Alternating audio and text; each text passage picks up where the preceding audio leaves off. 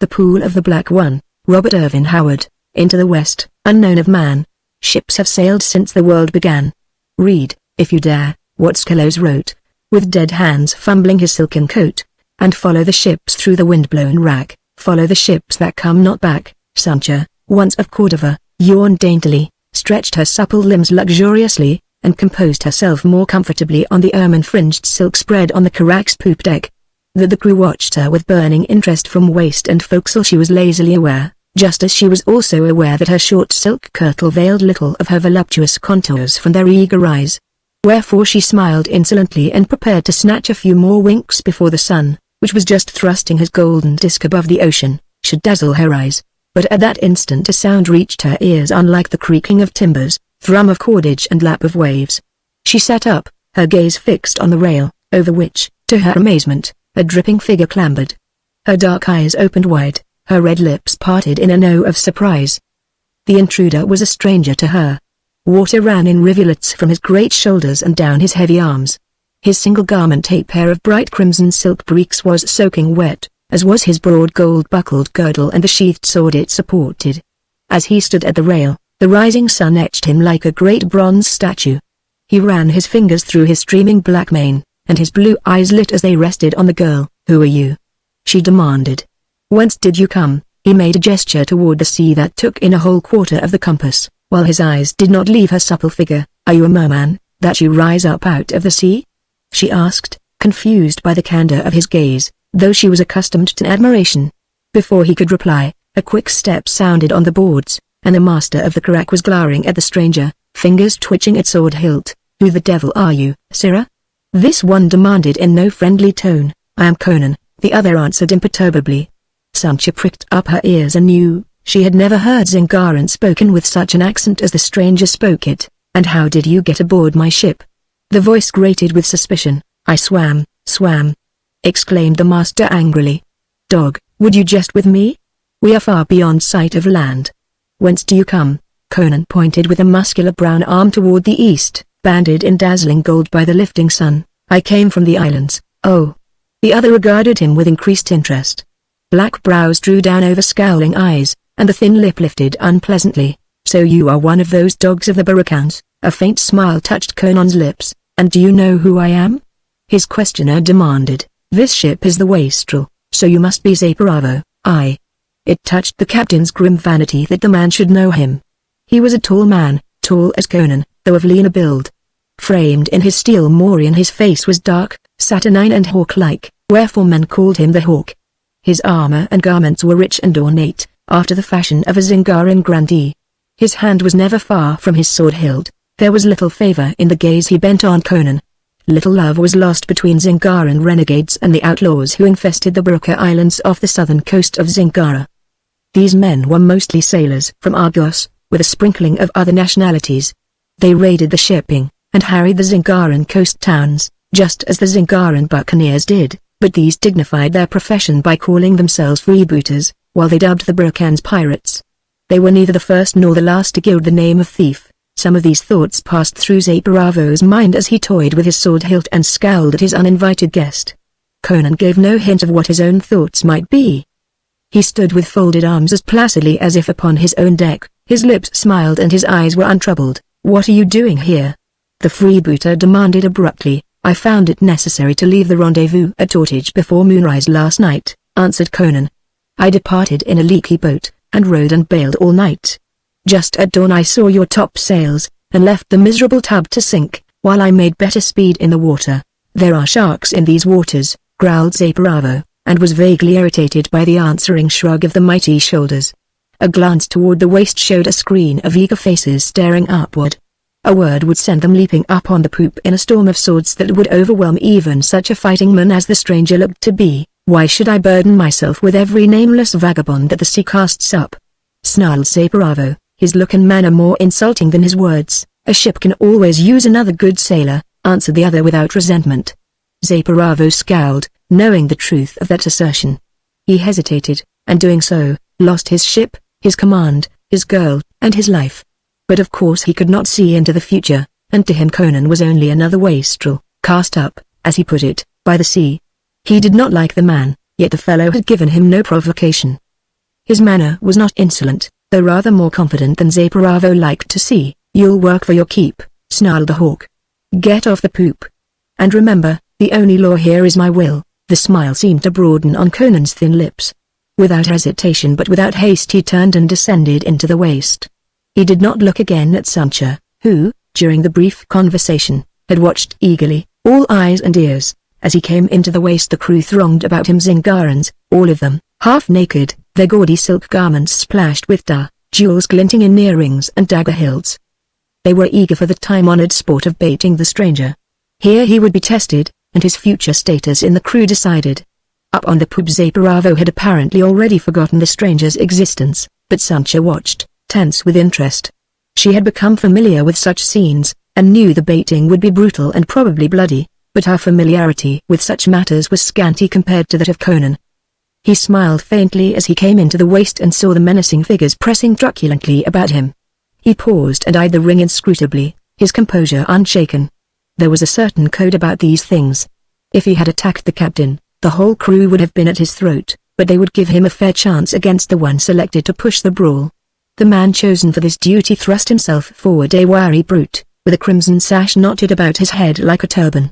His lean chin jutted out, his scarred face was evil beyond belief.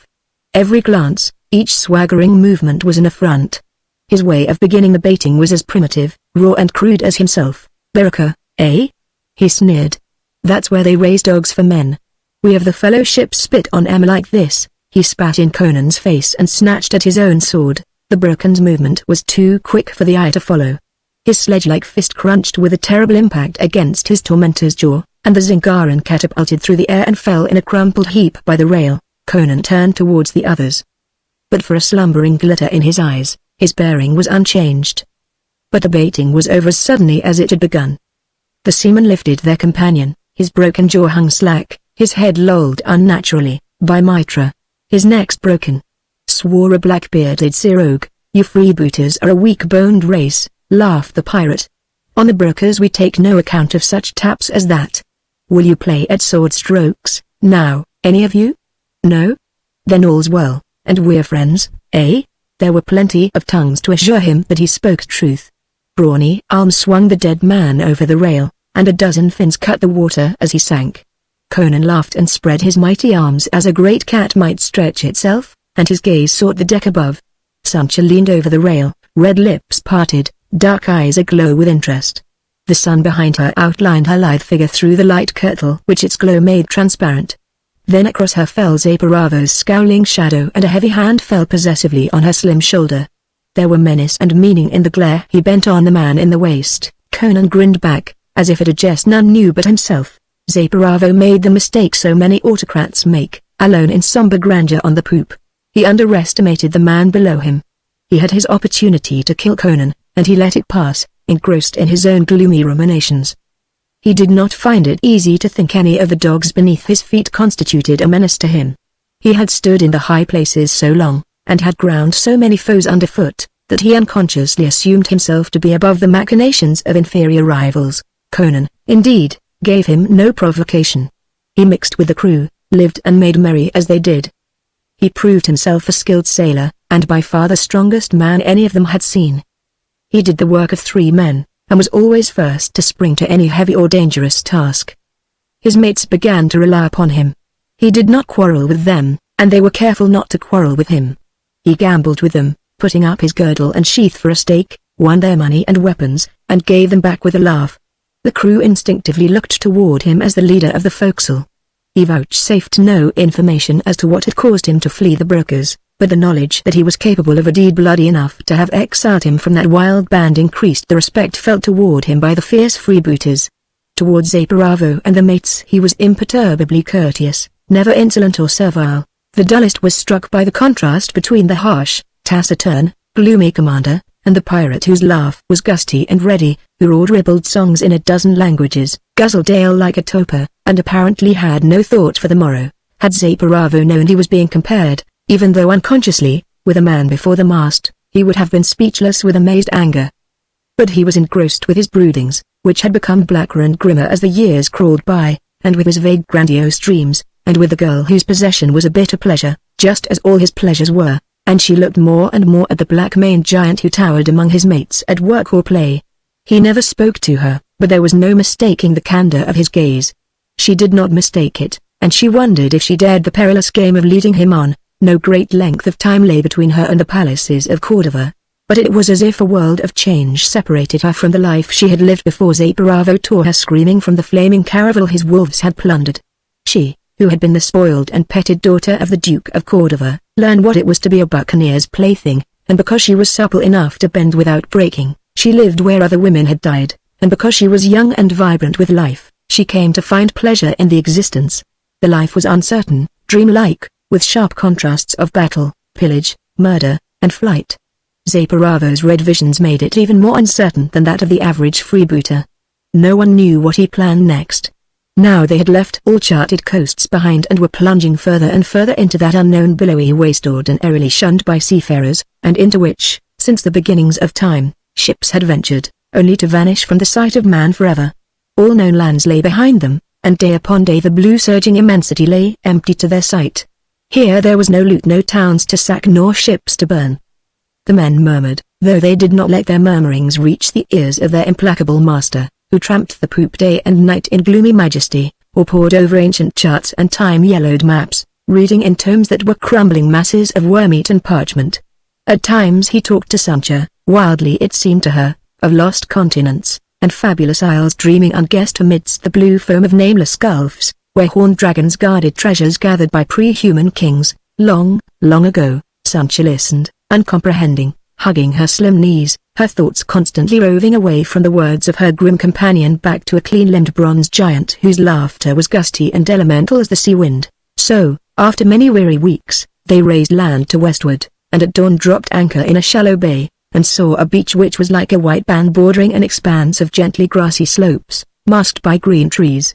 The wind brought scents of fresh vegetation and spices, and Sancha clapped her hands with glee at the prospect of adventuring ashore. But her eagerness turned to sulkiness when Zaporavo ordered her to remain aboard until he sent for her.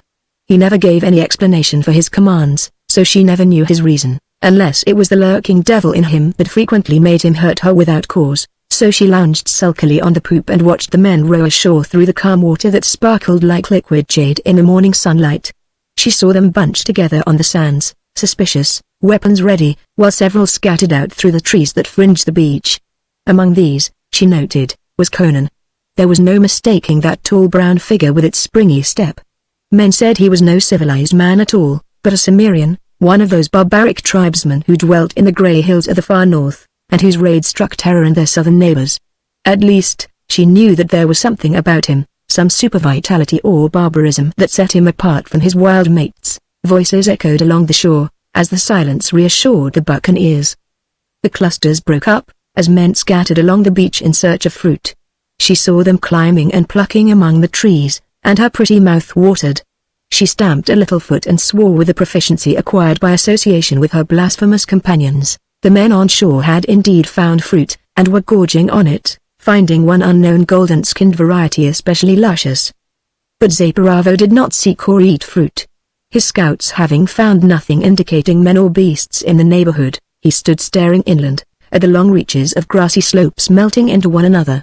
Then, with a brief word, he shifted his sword belt and strode in under the trees.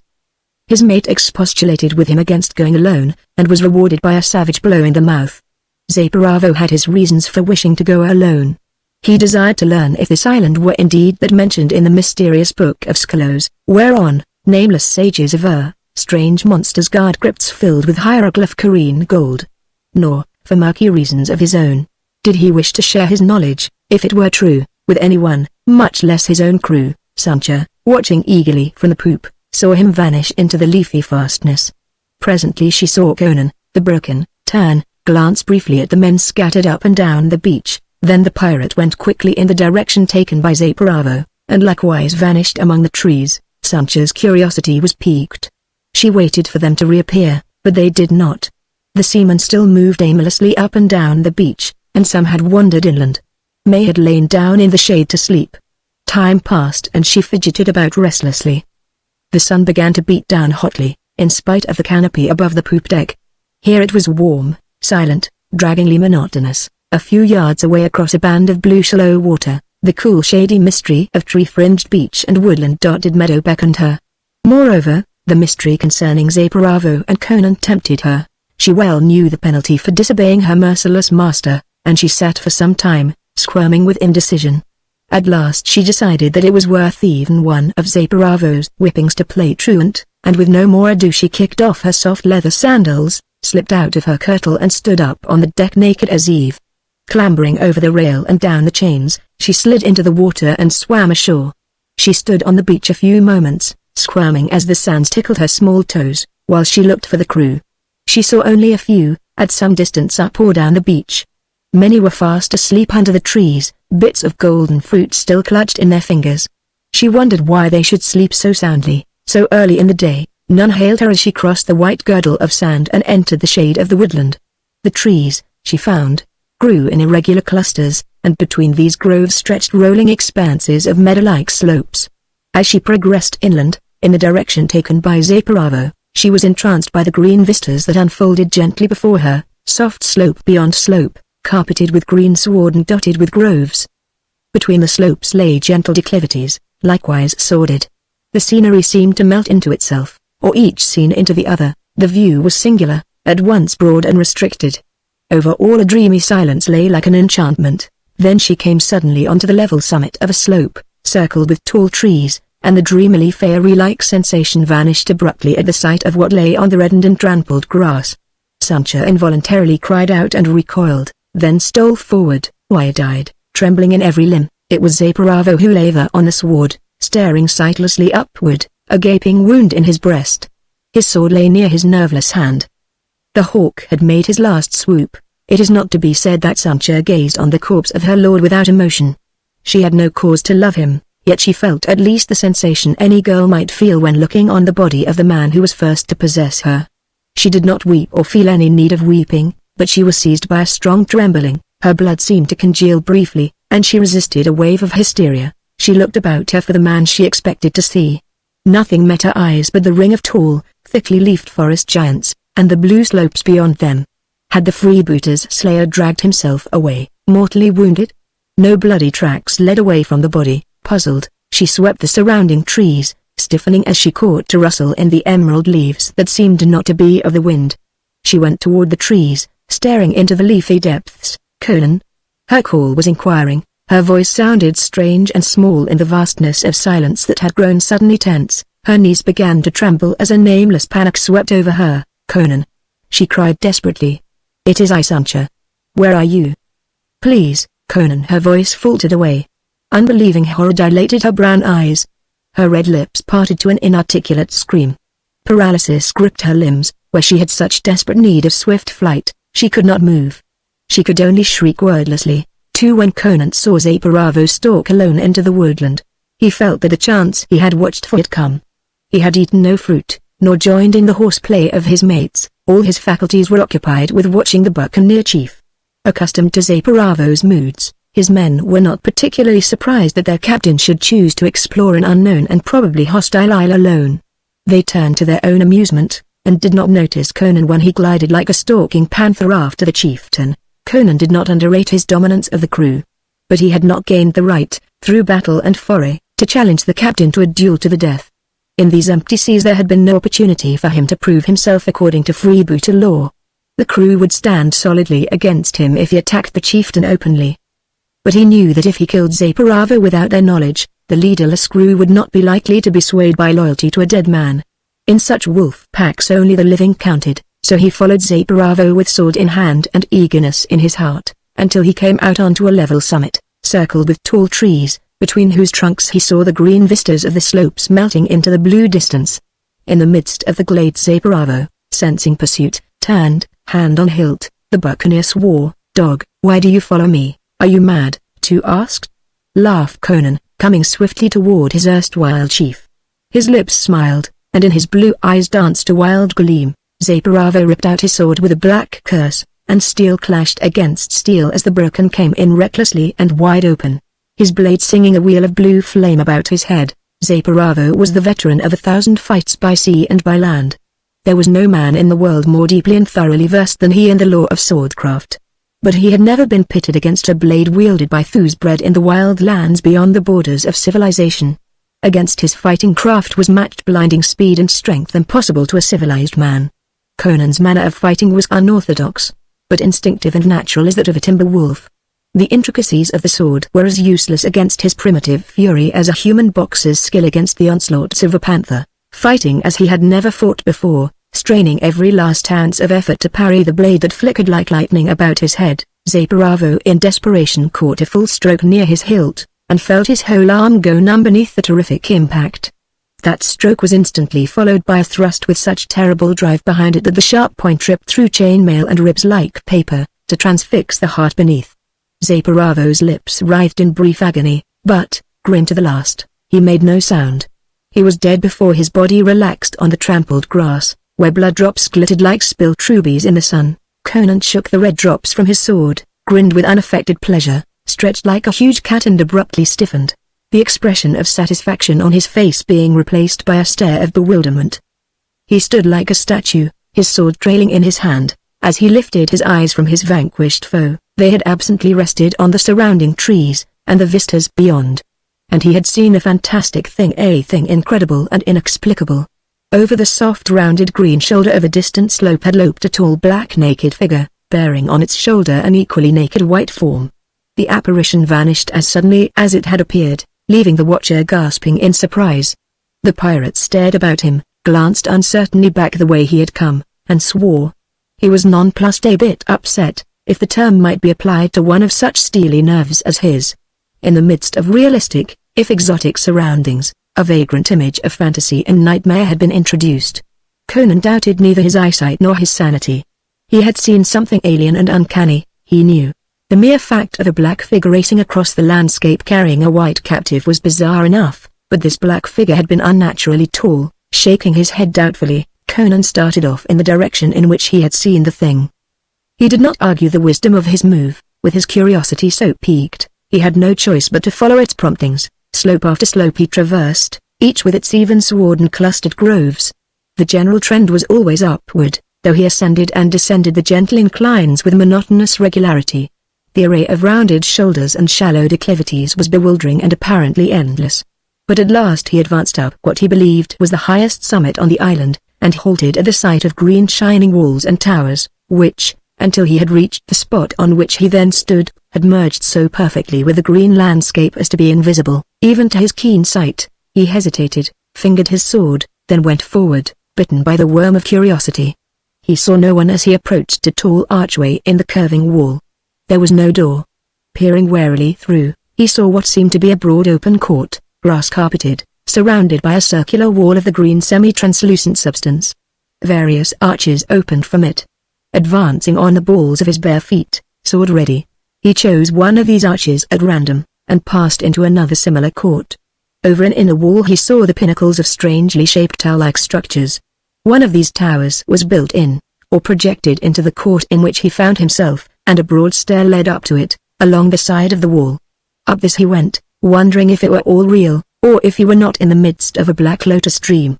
At the head of the stair he found himself on a walled ledge, or balcony, he was not sure which.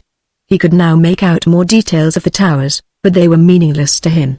He realized uneasily that no ordinary human beings could have built them. There was symmetry about their architecture and system, but it was a mad symmetry, a system alien to human sanity.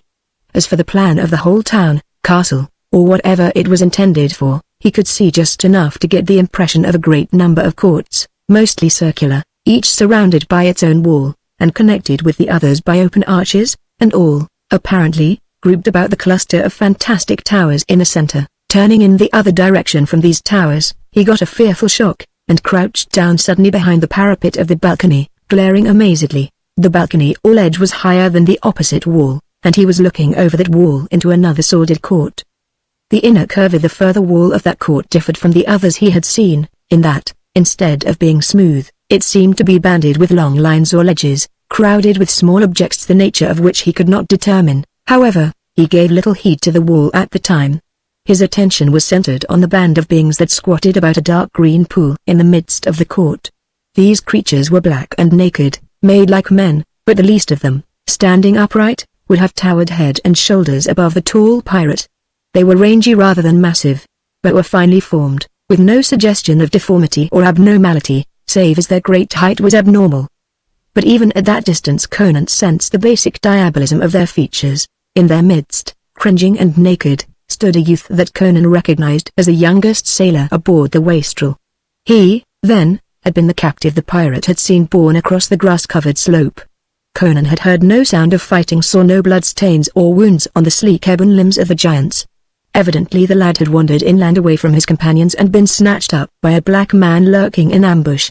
Conan mentally termed the creatures black men, for lack of a better term. Instinctively he knew that these tall ebony beings were not men. As he understood the term, no sound came to him. The blacks nodded and gestured to one another, but they did not seem to speak vocally, at least. One, squatting on his haunches before the cringing boy, held a pipe-like thing in his hand. This he set to his lips, and apparently blew, though Conan heard no sound.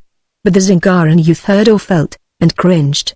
He quivered and writhed as if in agony. Irregularity became evident in the twitching of his limbs, which quickly became rhythmic. The twitching became a violent jerking, the jerking regular movements. The youth began to dance, as cobras dance by compulsion to the tune of the faquir's fife. There was naught of zest or joyful abandon in that dance. There was, indeed, abandon that was awful to see, but it was not joyful. It was as if the mute tune of the pipes grasped the boy's inmost soul with salacious fingers and with brutal torture wrung from it every involuntary expression of secret passion. It was a convulsion of obscenity, a spasm of lasciviousness, an exudation of secret hungers framed by compulsion, desire without pleasure, pain mated awfully to lust. It was like watching a soul stripped naked, and all its dark and unmentionable secrets laid bare. Conan glared, frozen with repulsion and shaken with nausea. Himself as cleanly elemental as a timber wolf, he was yet not ignorant of the perverse secrets of rotting civilizations. He had roamed the cities of Zamora, and known the women of Shadis of the wicked. But he sensed here a cosmic vileness transcending mere human degeneracy, a perverse branch on the tree of life, developed along lines outside human comprehension. It was not at the agonized contortions and posturing of the wretched boy that he was shocked, but at the cosmic obscenity of these beings which could drag to light the abysmal secrets that sleep in the unfathomed darkness of the human soul, and find pleasure in the brazen flaunting of such things as should not be hinted at, even in restless nightmares. Suddenly the black torturer laid down the pipes and rose, towering over the writhing white figure. Brutally grasping the boy by neck and haunch, the giant upended him and thrust him headfirst into the green pool. Conan saw the white glimmer of his naked body amid the green water, as the black giant held his captive deep under the surface. Then there was a restless movement among the other blacks, and Conan ducked quickly below the balcony wall, not daring to raise his head lest he be seen. After a while his curiosity got the better of him, and he cautiously peered out again. The blacks were filing out of an archway into another court. One of them was just placing something on a ledge of the further wall, and Conan saw it was the one who had tortured the boy. He was taller than the others, and wore a jeweled headband. Of the Zingaran boy there was no trace. The giant followed his fellows, and presently Conan saw them emerge from the archway by which he had gained access to that castle of horror, and file away across the green slopes, in the direction from which he had come. They bore no arms, yet he felt that they planned further aggression against the freebooters. But before he went to warn the unsuspecting buccaneers, he wished to investigate the fate of the boy. No sound disturbed the quiet. The pirate believed that the towers and courts were deserted save for himself. He went swiftly down the stair, crossed the court and passed through an arch into the court the blacks had just quitted. Now he saw the nature of the striated wall. It was banded by narrow ledges, apparently cut out of the solid stone, and ranged along these ledges or shelves were thousands of tiny figures, mostly grayish in color. These figures, not much longer than a man's hand, represented men, and so cleverly were they made that Conan recognized various racial characteristics in the different titles, features typical of Zingarans, Argosians, Ophirians and Kushite Gorsors. These last were black in color, just as their models were black in reality. Conan was aware of a vague uneasiness as he stared at the dumb sightless figures. There was a mimicry of reality about them that was somehow disturbing. He felt of them gingerly and could not decide of what material they were made.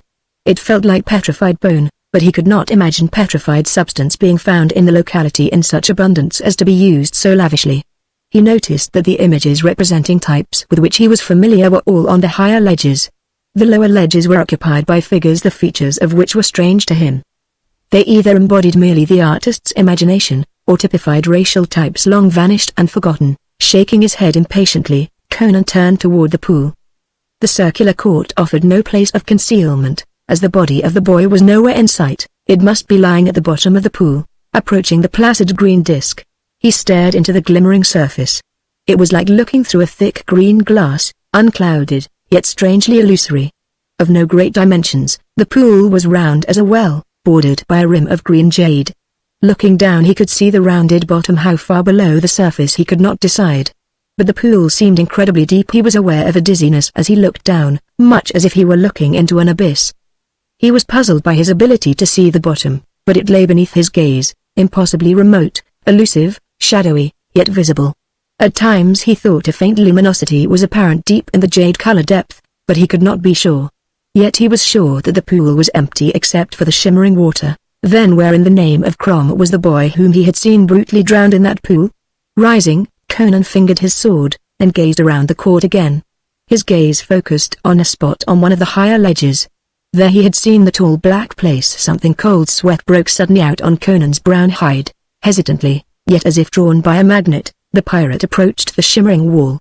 Dazed by a suspicion too monstrous to voice, he glared up at the last figure on that ledge. A horrible familiarity made itself evident. Stony, immobile, dwarfish, yet unmistakable, the features of the Zingaran boy stared unseeingly at him. Conan recoiled, shaken to his soul's foundations.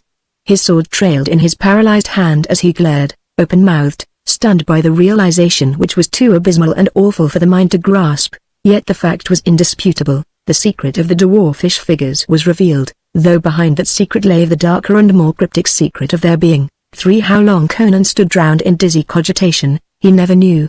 A voice shook him out of his gaze, a feminine voice that shrieked more and more loudly, as if the owner of the voice were being borne nearer. Conan recognized that voice, and his paralysis vanished instantly. A quick bound carried him high up on the narrow ledges, where he clung, kicking aside the clustering images to obtain room for his feet. Another spring and a scramble, and he was clinging to the rim of the wall, glaring over it. It was an outer wall. He was looking into the green meadow that surrounded the castle. Across the grassy level a giant black was striding, carrying a squirming captive under one arm as a man might carry a rebellious child. It was Sancha, her black hair falling in disheveled rippling waves, her olive skin contrasting abruptly with the glossy ebony of her captor. He gave no heed to her wrigglings and cries as he made for the outer archway. As he vanished within, Conan sprang recklessly down the wall and glided into the arch that opened into the further court. Crouching there, he saw the giant enter the court of the pool, carrying his writhing captive. Now he was able to make out the creature's details. The superb symmetry of body and limbs was more impressive at close range. Under the ebon skin long, rounded muscles rippled, and Conan did not doubt that the monster could rend an ordinary man limb from a limb. The nails of the fingers provided further weapons, for they were grown like the talons of a wild beast. The face was a carved ebony mask. The eyes were tawny, a vibrant gold that glowed and glittered. But the face was inhuman. Each line, each feature was stamped with evil transcending the mere evil of humanity. The thing was not a human. It could not be. It was a growth of life from the pits of blasphemous creation, a perversion of evolutionary development. The giant cast Sancha down on the sward, where she groveled, crying with pain and terror. He cast a glance about as if uncertain, and his tawny eyes narrowed as they rested on the images overturned and knocked from the wall. Then he stooped, grasped his captive by her neck and crotch, and strode purposefully toward the green pool. And Conan glided from his archway, and raced like a wind of death across the sward. The giant wheeled, and his eyes flared as he saw the bronzed avenger rushing toward him. In the instant of surprise his cruel grip relaxed and Sancha wriggled from his hands and fell to the grass. The taloned hands spread and clutched, but Conan ducked beneath their swoop and drove his sword through the giant's groin. The black went down like a felled tree, gushing blood, and the next instant Conan was seized in a frantic grasp as Sancha sprang up and threw her arms around him in a frenzy of terror and hysterical relief. He cursed as he disengaged himself, but his foe was already dead. The tawny eyes were glazed. The long ebony limbs had ceased to twitch. "Oh, Conan," Sancha was sobbing, clinging tenaciously to him. "What will become of us? What are these monsters? Oh, surely this is hell, and that was the devil. Then hell needs a new devil."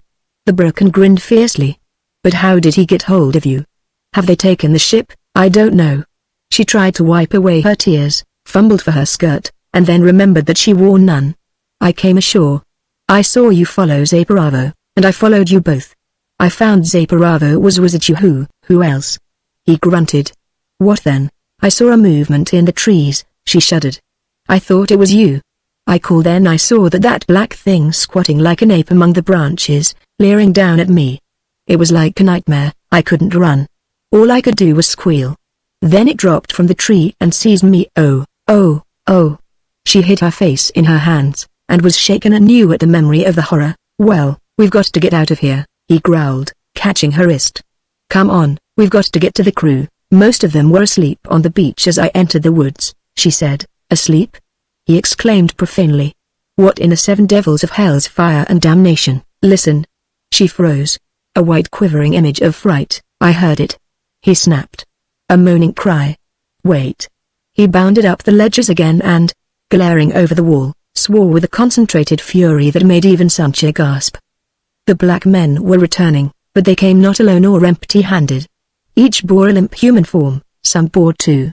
Their captives were the freebooters. They hung slackly in their captors' arms, and but for an occasional vague movement or twitching, Conan would have believed them dead. They had been disarmed but not stripped. One of the blacks bore their sheathed swords, a great armload of bristling steel. From time to time one of the seamen voiced a vague cry, like a drunkard calling out in sottish sleep. Like a trapped wolf, Conan glared about him. 3 arches led out of the court of the pool. Through the eastern arch the blacks had left the court, and through it they would presumably return. He had entered by the southern arch. In the western arch he had hidden, and had not had time to notice what lay beyond it. Regardless of his ignorance of the plan of the castle, he was forced to make his decision promptly. Springing down the wall, he replaced the images with frantic haste, dragged the corpse of his victim to the pool and cast it in. It sank instantly and, as he looked, he distinctly saw an appalling contraction, a shrinking, a hardening. He hastily turned away, shuddering. Then he seized his companion's arm and led her hastily toward the southern archway, while she begged to be told what was happening. They've bagged the crew, he answered hastily. I haven't any plan, but we'll hide somewhere and watch. If they don't look in the pool, they may not suspect our presence, but they'll see the blood on the grass. Maybe they'll think one of their own devils spilled it, he answered. Anyway, we'll have to take the chance. They were in the court from which he had watched the torture of the boy, and he led her hastily up the stair that mounted the southern wall, and forced her into a crouching position behind the balustrade of the balcony. It was poor concealment, but the best they could do. Scarcely had they settled themselves, when the blacks filed into the court. There was a resounding clash at the foot of the stairs, and Conan stiffened, grasping his sword. But the blacks passed through an archway on the southwestern side, and they heard a series of thuds and groans. The giants were casting their victims down on the sward. An hysterical giggle rose to Sancha's lips, and Conan quickly clapped his hand over her mouth, stifling the sound before it could betray them. After a while they heard the padding of many feet on the sward below, and then silence reigned. Conan peered over the wall. The court was empty. The blacks were once more gathered about the pool in the adjoining court, squatting on their haunches. They seemed to pay no heed to the great smears of blood on the sward and the jade rim of the pool. Evidently blood stains were nothing unusual. Nor were they looking into the pool.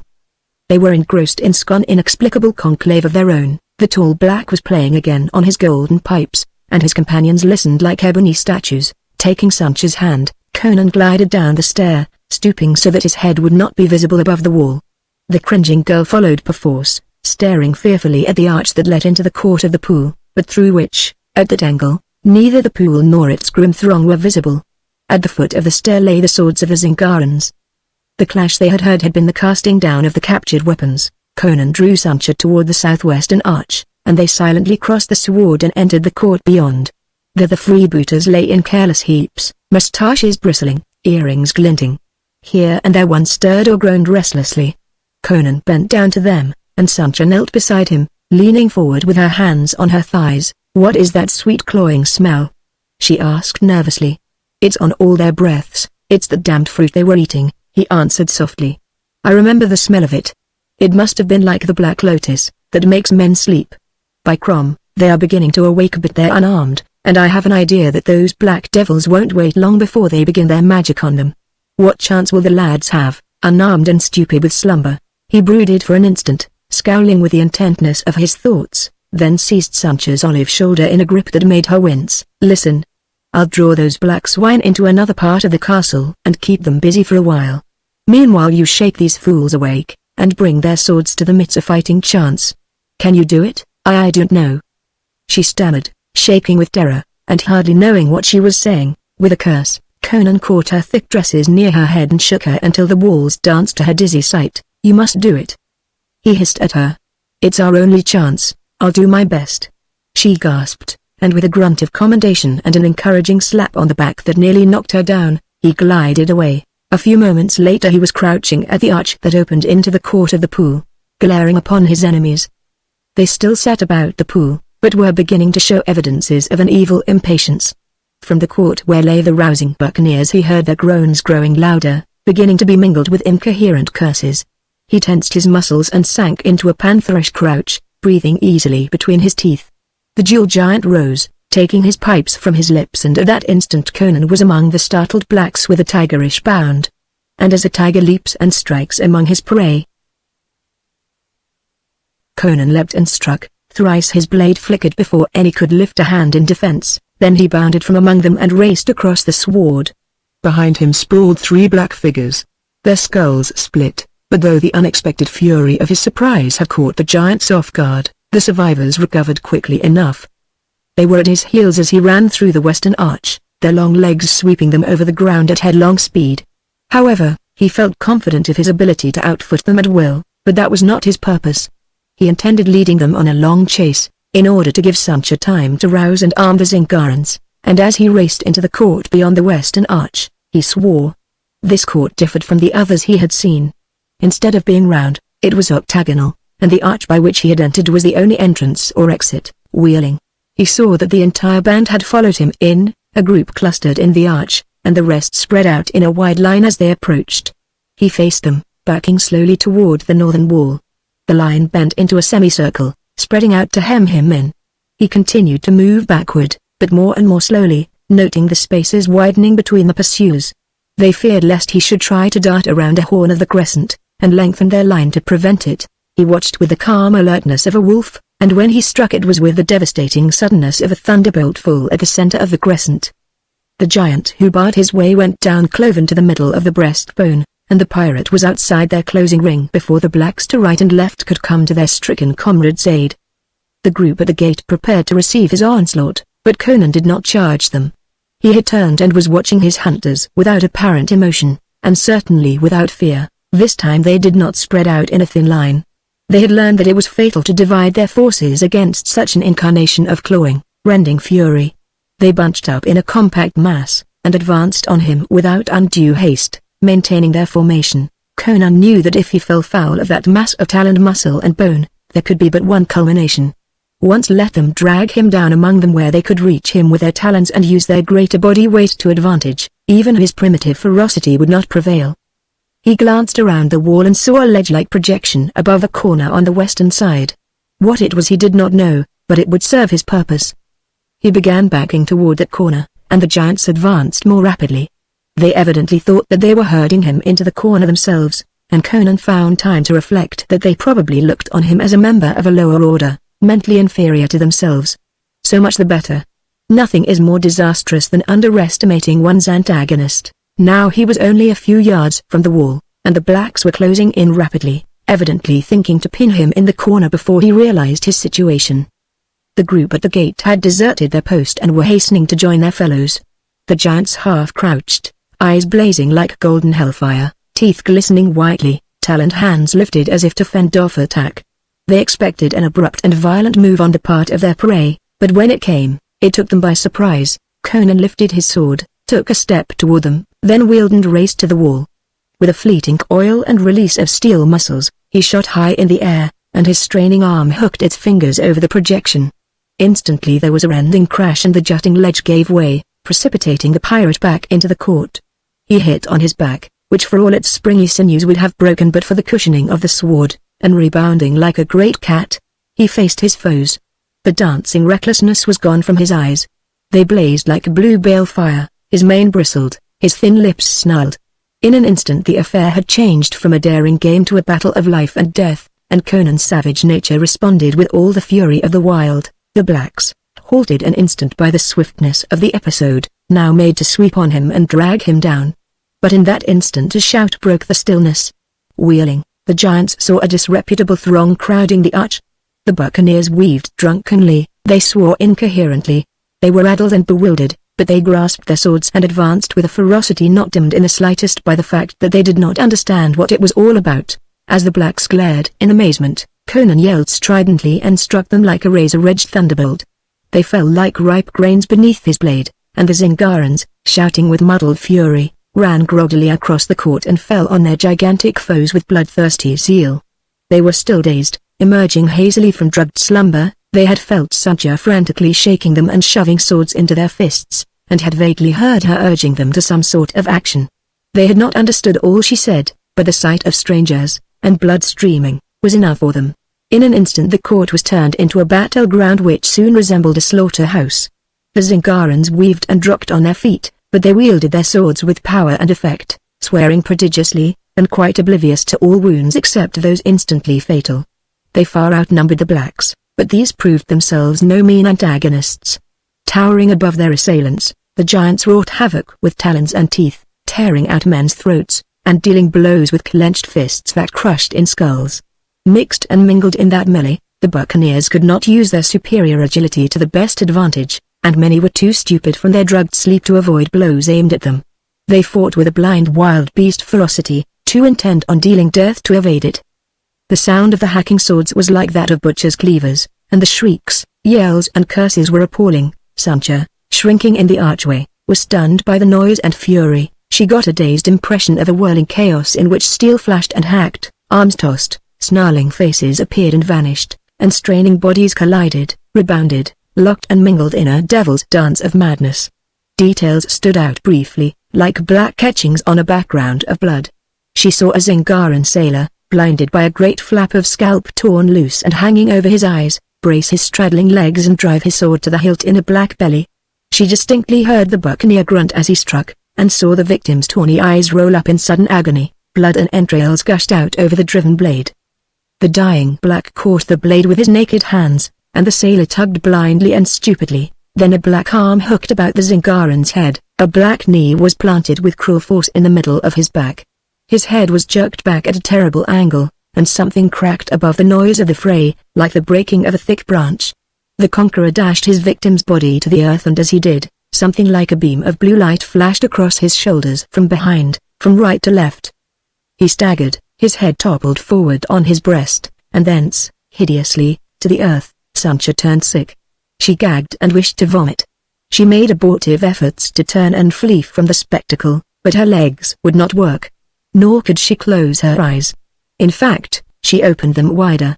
Revolted, repelled, nauseated, yet she felt the awful fascination she had always experienced at sight of blood. Yet this battle transcended anything she had ever seen fought out between human beings in portraits or sea battles. Then she saw Conan, separated from his mates by the whole mass of the enemy. Conan had been enveloped in a black wave of arms and bodies, and dragged down. Then they would quickly have stamped the life out of him, but he had pulled down one of them with him, and the black's body protected that of the pirate beneath him. They kicked and tore at the Barracan and dragged at their writhing comrade, but Conan's teeth were set desperately in his throat, and the pirate clung tenaciously to his dying shield. An onslaught of Zingarans caused a slackening of the press, and Conan threw aside the corpse and rose, blood-smeared and terrible. The giants towered above him like great black shadows, clutching, buffeting the air with terrible blows. But he was as hard to hit or grapple as a blood-mad panther, and at every turn or flash of his blade, blood jetted. He had already taken punishment enough to kill 3 ordinary men, but his bull-like vitality was undiminished. His war cry rose above the medley of the carnage, and the bewildered but furious Zingarans took fresh heart and redoubled their strokes, until the rending of flesh and the crunching of bone beneath the swords almost drowned the howls of pain and wrath. The blacks wavered, and broke for the gate, and Sancha squealed at their coming and scurried out of the way. They jammed in the narrow archway, and the Zingarans stabbed and hacked at their straining backs with strident yelps of glee. The gate was a shambles before the survivors broke through and scattered, each for himself. The battle became a chase. Across grassy courts, up shimmering stairs, over the slanting roofs of fantastic towers, Even along the broad coping of the walls, the giants fled, dripping blood at each step, harried by their merciless pursuers as by wolves. Cornered, some of them turned at bay and men died. But the ultimate result was always the same: a mangled black body twitching on the sward, or hurled writhing and twisting from parapet or tower roof. Sancha had taken refuge in the court of the pool, where she crouched, shaking with terror. Outside rose a fierce yelling, feet pounded the sward, and through the arch burst a black, red-stained figure. It was the giant who wore the gemmed headband. The squat pursuer was close behind, and the black turned, at the very brink of the pool. In his extremity he had picked up a sword dropped by a dying sailor, and as the Zingaran rushed recklessly at him, he struck with the unfamiliar weapon. The buccaneer dropped with his skull crushed, but so awkwardly the blow was dealt, the blade shivered in the giant's hand.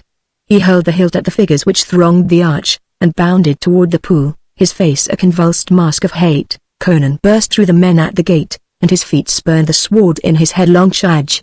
But the giant threw his great arms wide, and from his lips rang an inhuman cry, the only sound made by a black during the entire fight. It screamed to the sky its awful hate. It was like a voice howling from the pits. At the sound the Zingarans faltered and hesitated. But Conan did not pause. Silently and murderously he drove at the ebon figure poised on the brink of the pool, but even as his dripping sword gleamed in the air, the black wheeled and bounded high. For a flash of an instant they saw him poised in midair above the pool, then with an earth-shaking roar, the green waters rose and rushed up to meet him, enveloping him in a green volcano. Conan checked his headlong rush just in time to keep from toppling into the pool, and he sprang back, thrusting his men behind him with mighty swings of his arms. The green pool was like a geyser now, the noise rising to deafening volume as the great column of water reared and reared, blossoming at the crest with a great crown of foam. Conan was driving his men to the gate, herding them ahead of him, beating them with the flat of his sword. The roar of the waterspout seemed to have robbed them of their faculties. Seeing Sancha standing paralyzed, staring with wide-eyed terror at the seething pillar, he accosted her with a bellow that cut through the thunder of the water and made her jump out of her daze. She ran to him, arms outstretched, and he caught her up under one arm and raced out of the court. In the court which opened on the outer world, the survivors had gathered, weary, tattered, wounded and bloodstained, and stood gaping dumbly at the great unstable pillar that towered momentarily nearer the blue vault of the sky. Its green trunk was laced with white, its foaming crown was thrice the circumference of its base. Momentarily it threatened to burst and fall in an engulfing torrent, yet it continued to jet skyward. Conan's eyes swept the bloody, naked group, and he cursed to see only a score. In the stress of the moment he grasped Korsor by the neck and shook him so violently that blood from the man's wounds spattered all that near them. "Where are the rest?" he bellowed in his victim's ear. "That's all." The other yelled back, above the roar of the geyser. "The others were all killed by those black." "Well, get out of here," roared Conan, giving him a thrust that sent him staggering headlong toward the outer archway. "That fountain is going to burst in a moment. We'll all be drowned," squawked a freebooter, limping toward the arch. "Drowned, hell!" yelled Conan. "We'll be turned to pieces of petrified bone. Get out, blast you." He ran to the outer archway, one eye on the green roaring tower that loomed so awfully above him, the other on stragglers. Dazed with bloodlust, fighting, and the thunderous noise, some of the Zingarans moved like men in a trance. Conan hurried them up. His method was simple. He grasped loiterers by the scruff of the neck, impelled them violently through the gate, added impetus with a lusty kick in the rear, spicing his urgings for haste with pungent comments on the victim's ancestry. Sancha showed an inclination to remain with him, but he jerked away her twining arms, blaspheming luridly, and accelerated her movements with a tremendous slap on the posterior that sent her scurrying across the plateau. Conan did not leave the gate until he was sure all his men who yet lived were out of the castle and started across the level meadow. Then he glanced again at the roaring pillar looming against the sky, dwarfing the towers, and he too fled the castle of nameless horrors. The Zingarans had already crossed the rim of the plateau and were fleeing down the slopes. Sancha waited for him at the crest of the first slope beyond the rim, and there he paused for an instant to look back at the castle. It was as if a gigantic green-stemmed and white-blossomed flower swayed above the towers. The roar filled the sky. Then the jade-green and snowy pillar broke with a noise like the rending of the skies, and walls and towers were blotted out in a thunderous torrent. Conan caught the girl's hand, and fled. Slope after slope rose and fell before them, and behind sounded the rushing of a river. A glance over his straining shoulder showed a broad green ribbon rising and falling as it swept over the slopes. The torrent had not spread out and dissipated, Like a giant serpent it flowed over the depressions and the rounded crests. It held a consistent course, it was following them. The realization roused Conan to a greater pitch of endurance. Sancha stumbled and went to her knees with a moaning cry of despair and exhaustion. Catching her up, Conan tossed her over his giant shoulder and ran on. His breast heaved, his knees trembled, his breath tore in great gasps through his teeth. He reeled in his gait. Ahead of him he saw the sailors toiling, spurred on by the terror that gripped them. The ocean burst suddenly on his view, and in his swimming gaze floated the wastrel, unharmed. Men tumbled into the boats helter-skelter. Sancha fell into the bottom and lay there in a crumpled heap. Conan, though the blood thundered in his ears and the world swam red to his gaze, took an oar with the panting sailors. With hearts ready to burst from exhaustion, they pulled for the ship. The green river burst through the fringe of trees. Those trees fell as if their stems had been cut away, and as they sank into the jade-colored flood, they vanished. The tide flowed out over the beach, lapped at the ocean, and the waves turned a deeper, more sinister green. Unreasoning, instinctive fear held the buccaneers, making them urge their agonized bodies and reeling brains to greater effort. What they feared they knew not, but they did know that in that abominable smooth green ribbon was a menace to body and to soul. Conan knew, and as he saw the broad line slip into the waves and stream through the water toward them, without altering its shape or course, he called up his last ounce of reserve strength so fiercely that the oar snapped in his hands, but their prows bumped against the timbers of the wastrel, and the sailors staggered up the chains, leaving the boats to drift as they would. Sancha went up on Conan's broad shoulder, hanging limp as a corpse, to be dumped unceremoniously onto the deck as the Broken took the wheel, gasping orders to his skeleton of a crew. Throughout the affair, he had taken the lead without question, and they had instinctively followed him. They reeled about like drunken men, fumbling mechanically at ropes and braces. The anchor chain, unshackled, splashed into the water, the sails unfurled and bellied in a rising wind. The wastrel quivered and shook herself, and swung majestically seaward. Conan glared shoreward, like a tongue of emerald flame, a ribbon licked out on the water futilely, an oar's length from the wastrel's keel. It advanced no further. From that end of the tongue, his gaze followed an unbroken stream of lambent green, across the white beach, and over the slopes, until it faded in the blue distance. The Broken, regaining his wind, grinned at the panting crew. Sancha was standing near him, hysterical tears coursing down her cheeks. Conan's breeks hung in blood-stained tatters, his girdle and sheath were gone, his sword, driven upright into the deck beside him, was notched and crusted with red. Blood thickly clotted his black mane, and one ear had been half torn from his head. His arms, legs, breast and shoulders were bitten and clawed as if by panthers. But he grinned as he braced his powerful legs, and swung on the wheel in sheer exuberance of muscular might. "What now?" faltered the girl. "The plunder of the seas." He laughed. "A paltry crew, and that chewed and clawed to pieces, but they can work the ship, and crews can always be found. Come here, girl, and give me a kiss." "A kiss?" she cried hysterically. "You think of kisses at a time like this?" His laughter boomed above the snap and thunder of the sails, as he caught her up off her feet in the crook of one mighty arm, and smacked her red lips with resounding relish. "I think of life," he roared. "The dead are dead, and what has passed is done. I have a ship and a fighting crew and a girl with lips like wine, and that's all I ever asked. Lick your wounds, bullies, and break out a cask of ale. You're going to work ship as she never was worked before. Dance and sing while you buckle to it, damn you. To the devil with empty seas. We're bound for waters where the seaports are fat, and the merchant ships are crammed with plunder.